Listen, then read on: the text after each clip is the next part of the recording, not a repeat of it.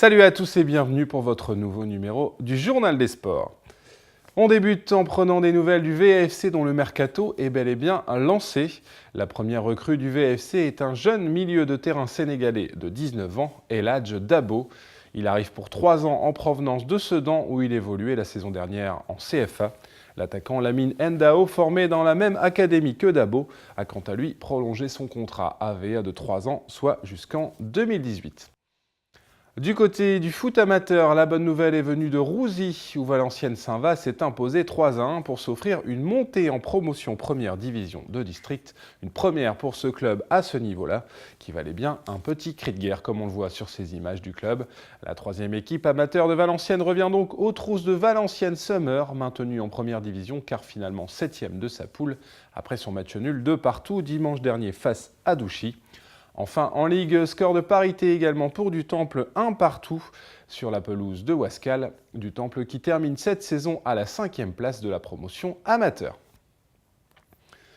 On passe maintenant au volley et au Hainaut, et les nouvelles ne sont pas bonnes. Maintenu in extremis en Pro A lors de la dernière journée du championnat, le HVB vient de couler en coulisses. La faute a un trou dans le budget de 200 000 € sur un budget global de 750 000 €.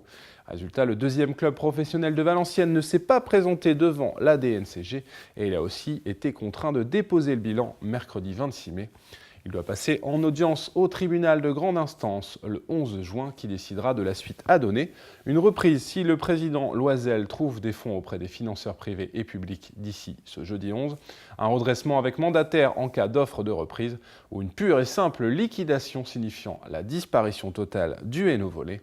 Le comité directeur du club doit se réunir ce lundi 8 juin pour faire le point et le public tente de se mobiliser de son côté avec une pétition sur internet via le site mesopinions.com. Et si certains clubs sont en train de vaciller, d'autres tentent de se renforcer. L'USTTV a notamment accueilli un nouveau pongiste pour son équipe phare. Le numéro 380 français Grégory Godard rejoint donc l'équipe qui évolue en National 3, aux côtés de Christophe Cordel, Stéphane Quin, Alexandre Indovino et peut-être Fabian Kruelski, dont la décision de continuer ou de partir n'a pas encore été prise.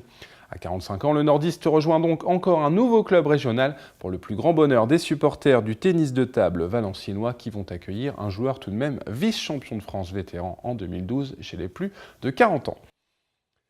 En hockey sur gazon, nouvelle défaite du HCV dimanche après-midi face à Cambrai après un match tendu conclu sur le score de 3-4. Valenciennes reste 5e au classement avant une ultime journée disputée ce dimanche 7 juin à l'extérieur, avec un déplacement sur le terrain du 3e, le Stade Français. Le verdict bien évidemment dans votre prochaine édition. Et puis, on se quitte avec 2 infos athlétisme à noter dans votre agenda pour le mois de juin. Le vendredi 12, dans la soirée, l'USVA va organiser son premier trail, le Trail des Sarrasins, sur la commune de Famars, avec 2 courses et une initiation à la marche nordique. Enfin, la semaine suivante, le 19 très exactement, ce sera l'heure du traditionnel meeting du souvenir au stade Pierre Carrousse.